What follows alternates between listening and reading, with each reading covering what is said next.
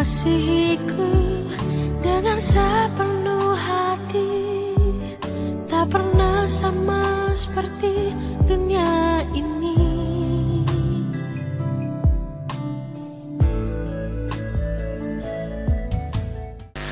Halo, selamat pagi anak-anak yang dikasihi oleh Tuhan. Pagi hari ini kita bertemu dalam kelas sekolah minggu. Walaupun kita tidak ketemu secara fisik, dimanapun kita berada, kita bisa menyembah Tuhan di tempat yang berbeda, tidak mengurangi makna ibadah kita, karena Tuhan hadir bersama-sama dengan kita. Mari sebagai rasa syukur kita kepada Tuhan, kita akan naikkan pujian Adalah Sukacita di Hatiku. Kita ajak adik kita, mama, papa boleh ikut nyanyi bersama-sama ya. Kita naikkan pujian ini dengan penuh sukacita.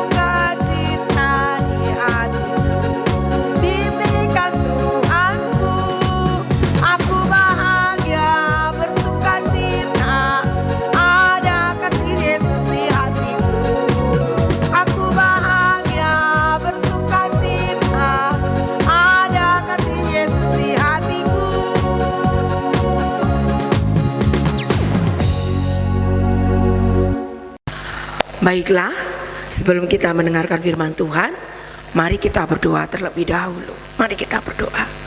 Tuhan Yesus yang baik, kami akan mendengarkan firman Tuhan. Tuhan Yesus tolong kami untuk bisa memahaminya. Berfirmanlah dan kami siap mendengar. Dalam nama Tuhan Yesus kami berdoa. Amin. Teng teng. Anak-anak pasti tahu ini emoji apa. Emoji ini sering kita kirim kalau kita ketakutan atau kita mendengar sesuatu yang membuat kita kirim emoji ini. Emoji ini menggambarkan seseorang yang sedang takut. Setiap kita pasti pernah ya mengalami rasa takut.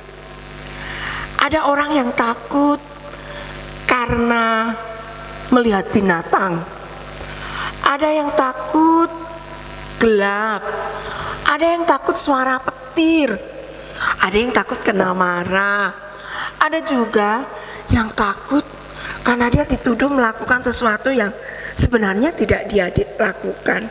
Nah, anak-anak yang dikasihi oleh Tuhan, semua orang pernah merasakan takut, termasuk murid-murid Tuhan Yesus.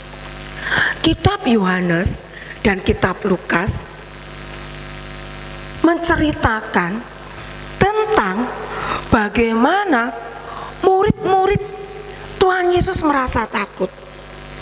Apa sih yang membuat mereka takut?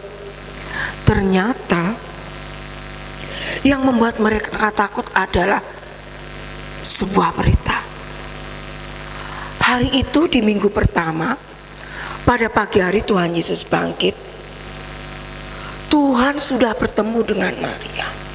Tuhan memberitahu Maria bahwa dia harus menceritakan kepada murid-murid yang lain bahwa Tuhan sudah bangkit. Tetapi sayang sekali, murid-murid yang lain masih belum percaya. Mereka justru lebih mendengar apa kata orang daripada apa yang dikatakan Maria sesuai dengan pesan Tuhan. Di luar ada terdengar berita bahwa mayat Tuhan Yesus dicuri. Orang-orang berpikir bahwa yang mencuri itu adalah murid-murid.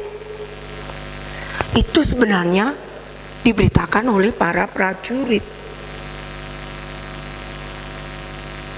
Mereka tidak mau berita kebangkitan Tuhan Yesus itu diketahui oleh banyak orang, sehingga harus ada cerita bahwa murid Tuhan Yesus telah mencuri mayat Tuhan Yesus. Padahal bagaimana mereka mau mencuri? Anak-anak tahu tutup kuburnya Tuhan Yesus itu sangat besar dan berat sekali, sehingga dibutuhkan banyak orang untuk bisa menggulingkannya. Selain itu, para prajurit berjaga-jaga di depan pintu kubur Tuhan Yesus, sehingga tidak mungkin murid-murid menggulingkan pintunya tanpa diketahui oleh prajurit. Jadi berita itu sebenarnya betul-betul berita bohong, tetapi murid-murid masih merasa takut. Murid-murid takut kepada orang-orang Yahudi. Karena itu mereka hanya duduk di dalam sebuah rumah. Mereka duduk, mereka berbicara satu dengan yang lainnya. Bagaimana ini? Bagaimana mungkin mayat Tuhan kita hilang? Apa yang terjadi? Mereka semua sangat takut. Malam sangat sunyi, semua pintu ditutup, semua jendela ditutup. Mereka saling melihat satu dengan yang lainnya dengan penuh kesedihan dan ketakutan.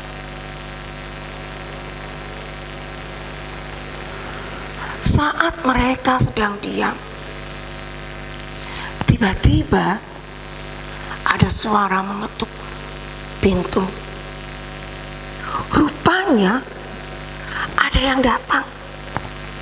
Orang ini menceritakan bahwa mereka tadi juga ketemu Tuhan. Tapi murid-murid yang lain masih merasa ragu. Betul tidak Tuhan datang? Betul tidak Tuhan itu hidup? Mereka kemudian mulai berbincang-bincang. Mereka berbicara satu dengan yang lainnya. Saat mereka sedang berbicara, diliputi dengan rasa sedih dan takut, tiba-tiba ada sebuah suara. Suara itu berkata, "Damai sejahtera untukmu." Mereka kaget. Mereka tahu, mereka ingat, ini adalah suara guru mereka. Ini adalah suara Tuhan mereka. Tapi bagaimana dia bisa masuk rumah? Sementara pintu sudah ditutup, jendela sudah ditutup. Mereka mulai berpikir, aduh, jangan-jangan ini hantu. Tapi ketika mereka melihat, ternyata itu betul-betul Tuhan Yesus. Hati mereka mulai senang, walaupun juga ada sedikit rasa takut. Bagaimana mungkin bisa? Apakah ini betul? Jangan-jangan ini hantunya. Tuhan Yesus tahu apa yang ada di dalam hati murid-muridnya. Dia kasih tahu murid-muridnya, jangan takut, ini aku loh. Ini dagingku, ini tulangku. Hantu tidak ada daging, tidak ada tulang. Murid-murid masih melongo, mereka masih ragu-ragu. Sampai akhirnya Tuhan bilang, apakah kamu mempunyai ikan? Murid bilang, ya, kami punya. Tuhan Yesus diberi sepotong ikan. Tuhan Yesus memakannya. Murid-murid tahu ini adalah benar-benar Tuhan. Hati mereka yang semula takut, semula cemas, semula sedih, berubah karena mereka tahu ternyata guru mereka betul-betul sudah hidup, betul-betul bangkit. Hati mereka diliputi dengan penuh sukacita. Mereka sangat bergembira. Melihat hal itu, Tuhan Yesus begitu bersukacita. Tuhan Yesus tahu murid-muridnya sedang sedih, murid-muridnya sedang takut. Itu sebabnya Tuhan Yesus menjumpai mereka, agar rasa takut mereka diubah oleh Tuhan Yesus, agar rasa sedih mereka diubah oleh Tuhan Yesus. Rasa takut yang mereka miliki membuat mereka begitu sedih. Dengan melihat Tuhan Yesus, rasa takut itu hilang dan hati mereka menjadi bergembira. Mereka bersuka cita. Kehadiran Tuhan Yesus di tengah murid-muridnya membuat murid-muridnya kembali bersemangat, membuat kembali murid-muridnya bersuka cita. Anak-anak yang dikasihi oleh Tuhan, seringkali kita seperti murid-murid. Kita fokus pada ketakutan-ketakutan, kita fokus kepada sesuatu yang sebenarnya belum terjadi. Kita lupa bahwa yang pasti Tuhan itu bersama dengan kita. Tuhan itu Immanuel. Masih ingat tidak ayat hafalan kita beberapa waktu yang lalu di dalam Matius 1 ayat 23, ketika Tuhan Yesus lahir, Tuhan Yesus diberi nama nanti sebutan Immanuel, yang artinya Allah menyertai kita.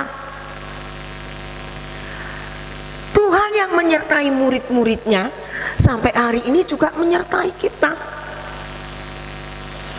Ketika kita lihat suatu binatang, kita sangat takut. Kita lupa bahwa binatang itu diciptakan oleh Tuhan. Saat kita mau tidur, gelap, kita takut, kita lupa bahwa Tuhan sebenarnya menyertai kita. Tapi kita sering tidak lupa, kita suka berbuat salah. Kita ambil uang mama, kita pukul kawan, kita lupa bahwa Tuhan ada bersama dengan kita. Tuhan tahu apa yang kita lakukan. Anak-anak yang dikasihi oleh Tuhan, Allah menyertai kita, berarti Allah bersama dengan kita. Apapun yang kita lakukan, apapun yang kita alami, Tuhan mengetahuinya. Karena itu kita tidak perlu merasa takut sendirian, karena ada Tuhan yang menyertai kita. Kita harus belajar berbuat baik, tidak boleh melakukan perbuatan yang salah, karena Tuhan bersama dengan kita. Tuhan tahu apa yang kita lakukan. Kehadiran Tuhan menjadi sumber sukacita kita. Dengan hadirnya Tuhan bersama-sama dengan kita, itu menghilangkan rasa takut kita, menghilangkan kesedihan kita. Jadi anak-anak yang dikasihi oleh Tuhan, ingatlah selalu bahwa Tuhan hadir, Tuhan bersamamu. Serahkan ketakutanmu kepada Tuhan, kekhawatiranmu kepada Tuhan. Tuhan ada bersama dengan kita. Kita akan menghafalkan ayat hafalan kita hari ini, ya. Ada di bawah sini. Nanti Alkitab dibuka, digaris bawahi.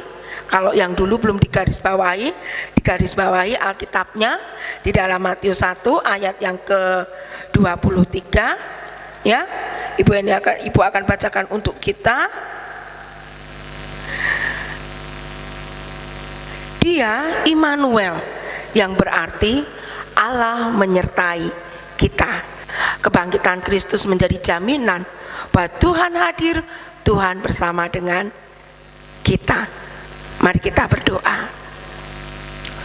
Tuhan Yesus, terima kasih karena Tuhan selalu menyertai kami. Tuhan hadir di dalam kehidupan kami. Karena itu, tolong kami untuk terus belajar berserah kepada Tuhan. Kami menyadari Seringkali kami masih memiliki banyak sekali ketakutan. Tuhan tolong kami untuk menyerahkan ketakutan kami kepada Tuhan dan memberikan diri untuk dibimbing oleh Tuhan. Terima kasih Tuhan, dalam nama Tuhan Yesus kami berdoa. Amin. Seperti apa yang dikatakan oleh firman Tuhan tadi, bahwa Tuhan selalu menyertai kita. Dimanapun kita berada, Tuhan bersama dengan kita.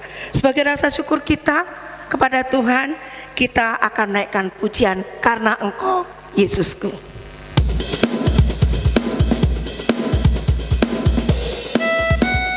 Nyanyi pakai gerakan ya, walaupun di rumah.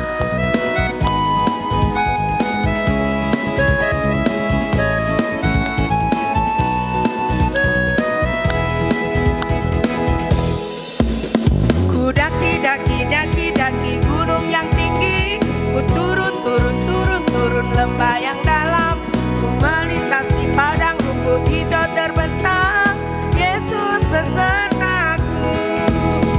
Ku terbang luar angkasa, ku selam dalam samudra, ku dayung perahu di sungai, Yesus besertaku. Di kanan kau ada, di kiri kau ada, di atas dan di bawah kau ada, di suka kau ada, di dukaku kau ada, karena Engkau Yesus. Sekali lagi kita naikkan pujian ini. Ku daki gunung yang tinggi, ku turun lembah yang dalam, ku melintasi padang rumput hijau terbentang, Yesus besertaku. Ku terbang luar angkasa, ku selam dalam samudra, ku dayung perahu di sungai, Yesus besertaku. Di kanan kau ada, di kiri kau ada, di atas dan di bawah kau ada,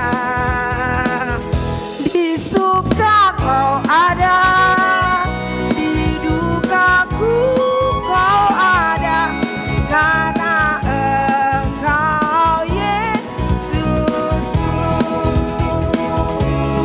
Karena Engkau Yesus.